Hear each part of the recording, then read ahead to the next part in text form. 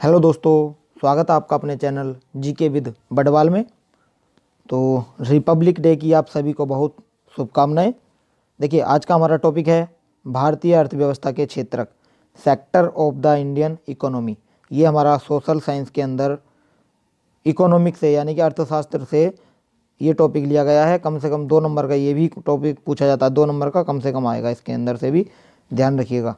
इससे पहले हम विकास यानी कि अर्थव्यवस्था का विकास हम चैप्टर कवर करा चुके हैं। अगर आपने नहीं देखा तो आप हमारी पिछली वीडियो जाकर देख सकते हैं। तो चलिए क्लास को शुरू करते हैं। देखिए, ये वन लाइनर लिए गए हैं, इसके बाद में हमने कुछ ऑब्जेक्टिव भी लिए हैं। वहाँ जाकर मतलब ये वन लाइनर करने के बाद में हम आपको ऑब्जेक्टिव कराएंगे सॉल्व, तो उससे आप अपनी तैयारी का भी अंदाज़ा लगा सकते हैं। चलिए, वीडियो को शेयर कर दीजिएगा और सेशन अगर आपने अभी तक लाइक नहीं किया तो लाइक भी कर दीजिएगा। चैनल को सब्सक्राइब भी कर लेंगे अगर नहीं किया तो। देखिए, सेवा क्षेत्रक में शामिल गतिविधियों के 2 उदाहरण। देखिए, सेवा क्षेत्रक में जो शामिल गतिविधि हैं उनके 2 उदाहरण में पहला तो होता है संचार और दूसरा होता है परिवहन। यानी कि संचार व बैंकिंग में एक ये पूरा आ जाता है और एक परिवहन होता है, ध्यान रखिएगा, दोनों आते हैं। चलिए नेक्स्ट हमारा है, इंपॉर्टेंट क्वेश्चन है ये भी। अर्थव्यवस्था में प्रत्येक क्षेत्रक के अंतिम उत्पाद की ही गणना क्यों की जाती है? देखिए, इसकी गणना इसलिए करते हैं क्योंकि दोहरी गणना की समस्या से बचने के लिए करते हैं। ध्यान रखिएगा, दोहरी गणना की जो समस्या होती है इससे बचने के लिए हम ऐसा करते हैं। चलिए नेक्स्ट हमारा है, सार्वजनिक व निजी क्षेत्रक को वर्गीकृत किया जाता है किसमें? देखिए, सार्वजनिक व निजी क्षेत्र को हम वर्गीकृत करते हैं उद्यमों के स्वामित्व के आधार पर करते हैं, ध्यान रखिएगा। चलिए नेक्स्ट चलते हैं। नेक्स्ट क्वेश्चन हमारा है, रोजगार सृजन में भारत का प्रथम स्थान है किसमें? देखिए, रोजगार सृजन में जो भारत का प्रथम स्थान है वो प्राथमिक क्षेत्रक का है, ध्यान रखिएगा, प्राथमिक क्षेत्रक का प्रथम स्थान है, ध्यान रखेंगे। चलिए अगला है, रोजगार गारंटी अधिनियम लागू कब हुआ था बताइए? रोजगार गारंटी अधिनियम हमारा लागू हुआ था 2005 के अंदर, यानी कि 2005 आपको ध्यान रखना है। चलिए अगला चलते हैं। अगला हमारा है, सार्वजनिक क्षेत्रक में सरकार का मुख्य उद्देश्य क्या होना चाहिए? देखिए, सार्वजनिक क्षेत्रक में सरकार का मुख्य उद्देश्य सामाजिक कल्याण व सुरक्षा प्रदान करना होना चाहिए, ध्यान रखिएगा, सामाजिक कल्याण व सुरक्षा प्रदान करना होना चाहिए। चलिए नेक्स्ट चलते हैं। नेक्स्ट है, चलिए देखिए अगला हमारा है, टिस्की जैसी कंपनी में लागू नहीं होता क्या? देखिए, टिस्की जैसी कंपनी में हमारा राष्ट्रीय रोजगार गारंटी अधिनियम लागू नहीं होता, ध्यान रखिएगा, राष्ट्रीय रोजगार गारंटी अधिनियम हमारा लागू नहीं होता। चलिए अगला है, प्रच्छन्न बेरोजगारी का अन्य नाम क्या है? देखिए, प्रच्छन्न बेरोजगारी का अन्य नाम हमारा अल्प बेरोजगारी है, ध्यान रखिएगा, अल्प बेरोजगारी है, या फिर आ सकता है हमारा ऑप्शन के अंदर छिपी हुई बेरोजगारी, ध्यान रखिएगा, छिपी हुई बेरोजगारी। चलिए नेक्स्ट चलते हैं। नेक्स्ट क्वेश्चन हमारा है, भारत में सेवा क्षेत्र की विशेषता आपको बतानी है। देखिए, भारत में सेवा क्षेत्र की विशेषता है सकल घरेलू उत्पाद में सबसे बड़ी हिस्सेदारी, आपका बिल्कुल सही होगा। चलिए नेक्स्ट है, सवेतन छुट्टी का प्रावधान आता है किसमें? सवेतन छुट्टी का प्रावधान आता है संगठित क्षेत्रक के अंदर आता है, संगठित क्षेत्रक के अंदर। चलिए नेक्स्ट है, संगठित क्षेत्र कौन से होते हैं? देखिए, संगठित क्षेत्र जो होते हैं ये इसके मतलब होता है इसके अंतर्गत वह उद्यम आते हैं जहां रोजगार की शर्तें नियमित होती हैं, ध्यान रखिएगा। चलिए अगला चलते हैं। अगला हमारा है, द्वितीय क्षेत्र के अंतर्गत आता है क्या? देखिए, द्वितीय क्षेत्र के अंतर्गत आता हमारा प्राकृतिक उत्पादों को विनिर्माण द्वारा बदला जाना, हमारा द्वितीय क्षेत्र के अंतर्गत आता है। चलिए अगला है, सार्वजनिक उद्यम का स्वामित्व होता है। देखिए, सार्वजनिक उद्यम का स्वामित्व होता हमारा सरकार के पास होता है, ध्यान रखिएगा, सरकार के पास होता है। चलिए अगला है, अल्प बेरोजगारी। देखिए, अल्प बेरोजगारी का मतलब होता है जहां लोग रोजगार में तो हों लेकिन उनका उत्पादन शून्य हो, उसे हम अल्प बेरोजगारी के अंदर रखते हैं। चलिए नेक्स्ट चलते हैं। नेक्स्ट हमारा है, कृषिगत क्षेत्र के श्रमिक होते हैं। देखिए, कृषिगत क्षेत्र के श्रमिक हमारे अल्प रोजगार होते हैं, ध्यान रखिएगा, अल्प रोजगार होते हैं। चलिए नेक्स्ट है, प्रच्छन्न बेरोजगारी के नाम से जाना जाता है। देखिए, प्रच्छन्न बेरोजगारी के नाम से जाना जाता है अल्प रोजगार को जाना जाता है, ध्यान रखिएगा, अल्प रोजगार को हम प्रच्छन्न बेरोजगारी के नाम से जानते हैं। चलिए अगला है, 1973 यानी कि 1973 का सबसे बड़ा उत्पादक क्षेत्र कौन सा है? देखिए, 1973 का सबसे बड़ा उत्पादक क्षेत्र हमारा प्राथमिक क्षेत्रक है। ध्यान रखिएगा, प्राथमिक क्षेत्र आपका बिल्कुल सही होगा। देखिए ये हमारे वन लाइनर आपके ख़त्म हो गए हैं और हमने ऑब्जेक्टिव क्वेश्चन लिए, हमने अब टोटल 15 हमने ऑब्जेक्टिव क्वेश्चन लिए हैं। तो चलिए हम ऑब्जेक्टिव पर चलते हैं। आप बताइएगा कि आपके कितने क्वेश्चन आपके बिल्कुल सही हुए। देखिए पहला क्वेश्चन हमारा है, सेवा क्षेत्रक में जो गतिविधियां शामिल होती हैं वे हैं कृषि, डेयरी, मत्स्य या वानिकी हैं, चीनी बनाना या गुण एवं मीठे हैं, परिवहन, संचार व बैंकिंग है, या इनमें से कोई नहीं। देखिए इसका राइट आंसर हो जाएगा हमारा परिवहन, संचार व banking is the right answer. Option number C आपका बिल्कुल राइट आंसर हो जाएगा। चलिए नेक्स्ट है, संगठित क्षेत्र का सही उत्तर आपको चुनना है।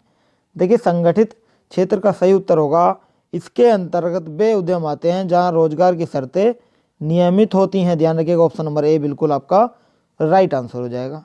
चलिए नेक्स्ट है, निम्न में से किस आधार पर सार्वजनिक और निजी क्षेत्र को वर्गीकृत किया जाता है। देखिए किसके आधार पर करते हैं, हम करते हैं उद्यमों के स्वामित्व के आधार पर। ध्यान रखिएगा, ऑप्शन नंबर सी आपका यहाँ बिल्कुल राइट आंसर हो जाएगा। चलिए नेक्स्ट है, निम्न में से किस वर्ष राष्ट्रीय ग्रामीण रोजगार गारंटी अधिनियम लागू किया गया था। राष्ट्रीय ग्रामीण रोजगार गारंटी अधिनियम ये हुआ था 2005 में। ऑप्शन नंबर सी आपका यहाँ बिल्कुल राइट आंसर हो जाएगा। चलिए नेक्स्ट चलते हैं। नेक्स्ट क्वेश्चन हमारा है, निम्न में कौन सी क्रियाकलाप द्वितीय क्षेत्रक के अंतर्गत आती है। ये हमारी आती है प्राकृतिक उत्पादों को विनिर्माण द्वारा बदला जाता है। ऑप्शन नंबर बी हमारा यहाँ बिल्कुल राइट आंसर हो जाएगा। चलिए नेक्स्ट हमारा है, सार्वजनिक उद्यम का स्वामित्व निम्न में से किसके पास होता है। निजी स्वामी के पास होता है, सरकार के पास होता है, सरकार और निजी हाथों में होता है, या उपरोक्त में से कोई नहीं। देखिए इसका जो उद्यम का स्वामित्व होता है वो सरकार के पास होता है। ऑप्शन नंबर बी आपका यहाँ बिल्कुल राइट आंसर हो जाएगा। चलिए नेक्स्ट है, अल्प बेरोजगारी का अर्थ ऐसी स्थिति है जहां लोग क्या करते हैं। देखिए बताइए, जहां लोग बेरोजगार हैं, रोजगार में हैं परंतु कम वेतन ला रहे हैं, या फिर रोजगार में हैं परंतु उत्पादन शून्य है, या थोड़े समय के लिए बेरोजगार हैं। बताइए इनमें से कौन सा होगा, बताइए। देखिए इसमें से हमारा राइट आंसर हो जाएगा ऑप्शन नंबर सी, रोजगार में है लेकिन उत्पादन उनका शून्य है। मैंने अभी आपको बताया था। चलिए नेक्स्ट चलते हैं। नेक्स्ट हमारा है, निम्नलिखित में से कौन सी आर्थिक गतिविधियां तृतीय क्षेत्र में नहीं आती। बताइए कौन सी नहीं आती हैं, ये आपको बताना है। देखिए इसका राइट आंसर हो जाएगा मधुमक्खी जो पालन है ये हमारा आर्थिक गतिविधियों के अंदर नहीं आता। ऑप्शन नंबर बी आपका यहाँ बिल्कुल राइट आंसर हो जाएगा। चलिए नेक्स्ट है, सार्वजनिक क्षेत्रक का उद्देश्य आपको बताना है। देखिए सार्वजनिक क्षेत्रक का उद्देश्य होता है सामाजिक कल्याण और सुरक्षा। ऑप्शन नंबर सी आपका यहाँ बिल्कुल राइट आंसर हो जाएगा, सामाजिक कल्याण और सुरक्षा। चलिए नेक्स्ट है, टिस्को जैसी कंपनी में निम्नलिखित में से कौन सा एक्ट लागू नहीं होगा। देखिए टिस्को जैसी कंपनी में लागू जो नहीं होता वो होता है हमारा ग्रामीण रोजगार। ध्यान रखिएगा, ग्रामीण रोजगार जो होता है हमारा, यानी कि राष्ट्रीय ग्रामीण रोजगार एवं गारंटी एक्ट हमारा लागू नहीं होता। ऑप्शन नंबर बी आपका यहाँ बिल्कुल राइट आंसर हो जाएगा। चलिए नेक्स्ट चलते हैं। नेक्स्ट हमारा है, कृषिगत क्षेत्र के श्रमिक होते हैं कौन। देखिए कृषिगत क्षेत्र के श्रमिक हमारे अल्प रोजगार होते हैं। ऑप्शन नंबर ए यहाँ बिल्कुल आपका राइट आंसर हो जाएगा, ध्यान रखिएगा। चलिए अगले पर चलते हैं। अगला क्वेश्चन हमारा है, निम्नलिखित में से किसे प्रच्छन्न बेरोजगारी के नाम से जाना जाता है। किसे जानते हैं हम। देखिए हम जानते हैं अल्प रोजगार को प्रच्छन्न बेरोजगारी के नाम से। ऑप्शन नंबर सी आपका यहाँ बिल्कुल राइट आंसर होगा। चलिए नेक्स्ट चलते हैं। नेक्स्ट क्वेश्चन हमारा है, निम्नलिखित में से कौन सा क्षेत्रक 1973 में सबसे बड़ा उत्पादक था। प्राथमिक क्षेत्रक था, या फिर द्वितीय क्षेत्रक था, तृतीय क्षेत्रक था, या उपयुक्त में से कोई नहीं। बताइए। देखिए इसका राइट आंसर हो जाएगा हमारा प्राथमिक क्षेत्रक, आपका बिल्कुल राइट आंसर हो जाएगा, ध्यान रखिएगा। चलिए अगले पर चलते हैं। अगला क्वेश्चन हमारा है, सवेतन छुट्टी का प्रावधान किस क्षेत्रक में होता है। देखिए सवेतन छुट्टी का जो प्रावधान है ये हमारा संगठित क्षेत्रक में होता है। ऑप्शन नंबर बी आपका यहाँ बिल्कुल राइट आंसर हो जाएगा। चलिए नेक्स्ट हमारा है, निम्नलिखित में से कौन सा व्यवसाय तृतीय क्षेत्रक के अंतर्गत आता है। बताइए। देखिए कौन सा व्यवसाय तृतीय क्षेत्रक के अंतर्गत आता है। ये हमारा आता है संचार हमारा तृतीय क्षेत्रक के अंतर्गत आता है। ऑप्शन नंबर सी आपका यहाँ बिल्कुल राइट आंसर हो जाएगा। ठीक है, आज का सेशन हमारा यहीं समाप्त होता है।